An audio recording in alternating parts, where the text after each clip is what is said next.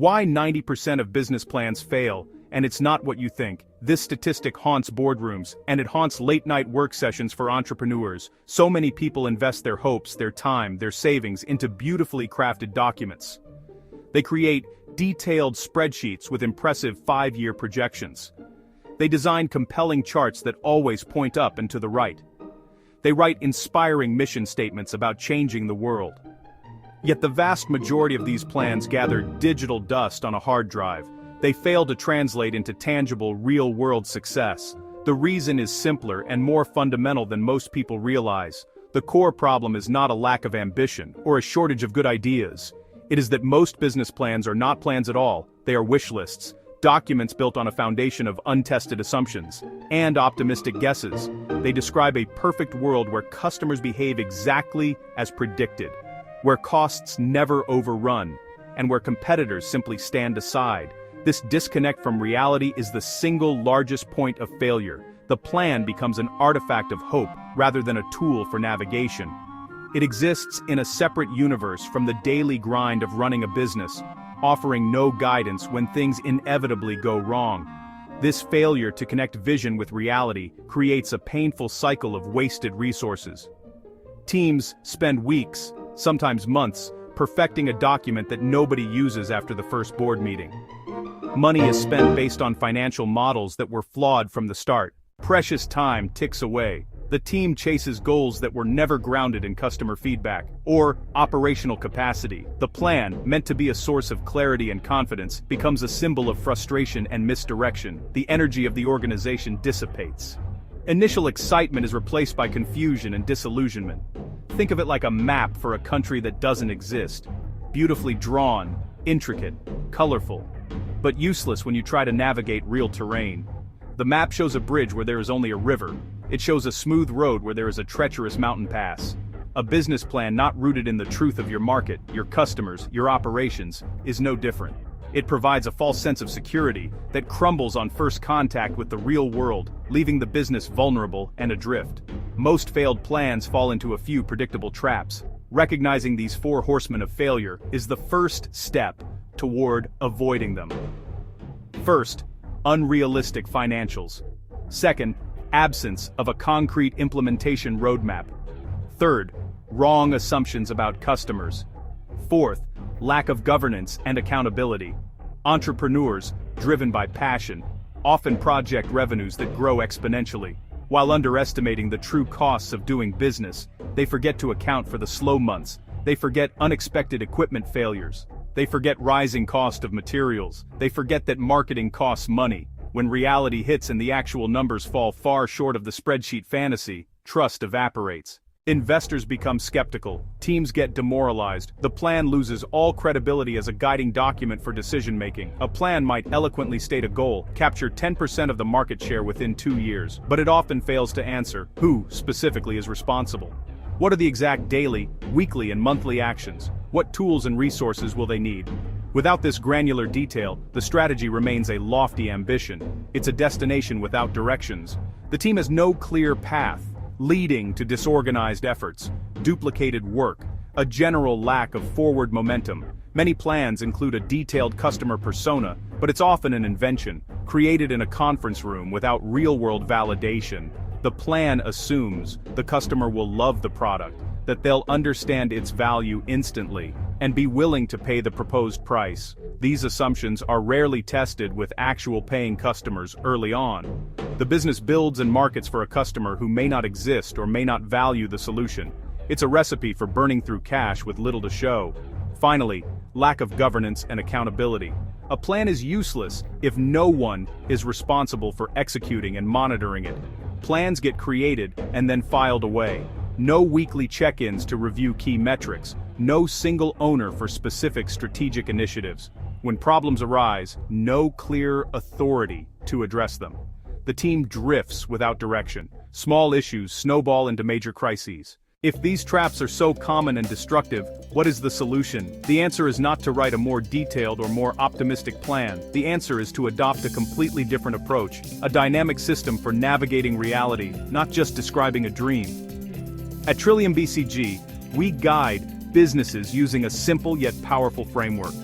It is a strategic operating system that transforms a static document into a living, breathing guide for action. This framework is built on 3 sequential steps: diagnosis, strategic blueprint, execution, playbook. This 3-step process is a continuous loop, not a one-time event. It forces a business to stay connected to the real world.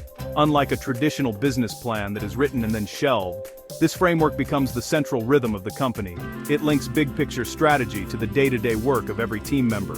It connects the financial goals in the spreadsheet to the actions happening on the factory floor and to sales calls. It ensures the company is constantly learning, adapting, and making decisions based on data, not just hope.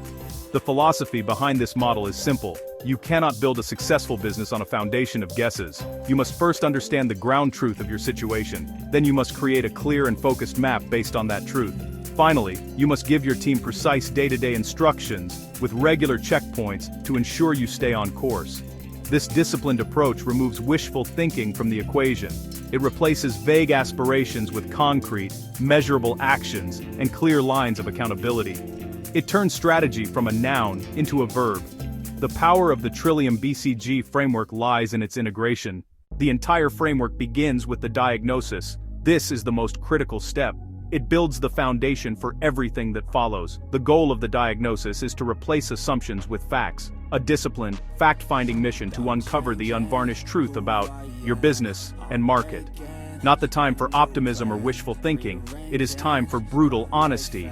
Ask the hard questions and be willing to hear the answers. What is truly working in our business right now? What is failing? Get out of the building. Don't rely on internal brainstorms or reports alone. Talk to real customers, the ones who buy, the ones who don't, the ones who used to. Ask them why they make the choices they do. Analyze your operations with a critical eye. Map your key processes from start to finish. Where are the bottlenecks? What activities cost too much time or money? Study competitors as information sources, not enemies. How do they win customers? What can you learn from their pricing? What can you learn from their marketing? Gathering ground truth provides invaluable clarity. You might believe your high price equals superior quality, but diagnosis can reveal customers can't perceive that and pick cheaper options. You might think your marketing is brilliant, but buyers could find it confusing and unresonant. You might assume a production process is efficient, but cost analysis can uncover hidden waste. The diagnosis exposes the gap between beliefs and reality. The outcome isn't a long report. It's a short, clear summary of core challenges and key opportunities, backed by evidence. Who is our most profitable customer really? What is our true cost to acquire them? Where are we losing money in operations? What is the single biggest obstacle preventing growth? With that factual foundation, you're no longer navigating in the dark. Once the diagnosis has given you a clear and honest picture of your situation, the next step is to create a strategic blueprint. This is where you decide where to go and how you will win. Unlike a traditional, sprawling business plan, the blueprint is focused and concise. It translates the findings from your diagnosis into a clear set of priorities and measurable goals. It is not a list of everything you could possibly do. It is a deliberate choice about what you will do, and just as importantly, what you will not do. The first task in building your blueprint is to define a small number of critical goals. These goals must be directly linked to the challenges and opportunities you uncovered in the diagnosis. For example, if your diagnosis revealed that your customer acquisition cost is too high, a key goal in your blueprint would be to reduce customer acquisition cost by 25% in the next 6 months. The goals must be specific, measurable, and time-bound. Vague goals like improve marketing are replaced with concrete targets like achieve a 3-to-1 ratio of customer lifetime value to acquisition cost by the end of Q3. This clarity aligns the entire team around a common definition of success. Next, the blueprint must connect these strategic goals to your financials. This is where you build a realistic financial model. Because your goals are based on the facts from your diagnosis, your financial projections will be far more credible and accurate. You can model how achieving a specific operational goal, like reducing shipping costs, will directly impact your gross margin. You can project revenue growth based on a targeted increase in your customer conversion rate, an actual metric you are now tracking. This links the team's strategic work directly to the company's financial health, making it clear how everyone's efforts contribute to the bottom line. Finally, the blueprint must outline The key, strategic initiatives required to achieve your goals. For each goal, you define the main projects or actions that will get you there. For the goal of reducing customer acquisition cost, the initiatives might be: launch a customer referral program, test 3 new digital advertising channels. This step turns the abstract goal into a concrete plan of attack. The strategic blueprint serves as the master roadmap for the entire organization. It provides clarity, focus, and alignment. It ensures that everyone is pulling in the same direction toward goals that are both ambitious and achievable, because they are based on reality. A brilliant strategic blueprint is worthless if it isn't executed. This is where the third step, the execution playbook, comes in. This is the most granular and action-oriented part of the framework. It translates high-level initiatives from your blueprint into a detailed plan for daily work. It translates high-level initiatives from your blueprint into a detailed plan for weekly work. The playbook's job is to make the strategy come alive. It breaks down big goals into small, manageable tasks. It assigns clear ownership for each task. It is the bridge that connects strategic vision to tangible daily work. Without this bridge, even the best strategies fail to gain traction. The core of the execution playbook is a system of accountability. For every key metric or KPI defined in your blueprint, the playbook assigns a single owner. This person is not necessarily the one doing all the work. They are responsible for monitoring that metric. They are responsible for reporting on its progress. They are responsible for leading the charge to improve it. For example, the marketing manager might own the customer acquisition cost KPI. This clarity eliminates confusion and ensures someone is always focused on critical aspects. Nothing falls through the cracks because every important number has a name next to it.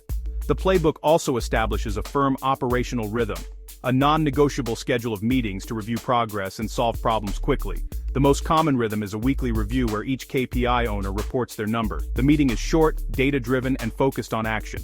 The discussion isn't about blame or excuses. It's about identifying what's working, what's not, what adjustments need to be made for the upcoming week. This regular cadence creates a tight feedback loop. It lets the team spot and correct deviations before they become major issues. Finally, the playbook details specific tasks and timelines. It breaks each strategic initiative into a sequence of concrete steps. For a referral program, draft program rules, design the promotional email, code the referral tracking system. Each task has a deadline and an owner. This detail ensures everyone knows exactly what to do and when. The playbook is a living document, updated weekly, that makes strategy tangible and actionable. It transforms the plan from a static document into the dynamic daily operating system for the business. The difference this framework makes is not theoretical. Consider the case of a small company that made eco-friendly hand soap. Their original business plan was full of ambition. It called for launching in 500 retail stores within the first year. Its financial projections impressed early investors, but 6 months in, reality had set in. Sales were flat. Cash was dwindling. The founder felt immense pressure. Their plan was a wish list. The wish wasn't coming true. The team worked hard, but without focus. Their efforts weren't moving the needle. A great idea hampered by a failed plan. This is when Trillium BCG was brought in. We started with a diagnosis. We bypassed optimistic spreadsheets. We went into the field. We discovered 2 critical facts. Fact 1. Stores place the soap on bottom shelves, away from eyeline. Fact 2. Shipping costs to distant stores ate margins, making sales barely profitable. The price point was too high for an impulse buy in that low visibility spot. The plan's assumption, in that stores would feature the product and customers would buy, was wrong. Using these facts, we built a strategic blueprint. The goal was no longer a vanity metric like 500 stores. New measurable goals: achieve prime shelf placement in 80% of partner stores, and reduce shipping costs per unit by 30%. Strategy shifted from rapid, unfocused expansion to deepening relationships with local, high-potential stores first. The execution playbook laid out weekly actions. A sales manager became owner of the shelf placement KPI. They were tasked to visit 10 stores per week to negotiate placement. A new, cheaper shipping carrier was tested. Trial-sized products were introduced to encourage impulse buys. Results came quickly. Within 3 months, shelf placement improved dramatically. Trial packs started selling. Reduced shipping costs made each sale more profitable. Sales climb steadily. The founder could now present real, data-driven progress to investors. Before, a plan that looked good on paper.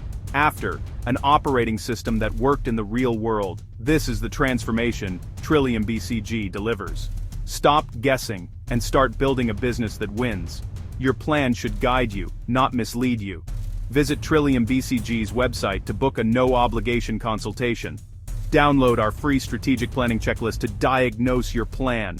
Make today the day you stop wishing and start executing.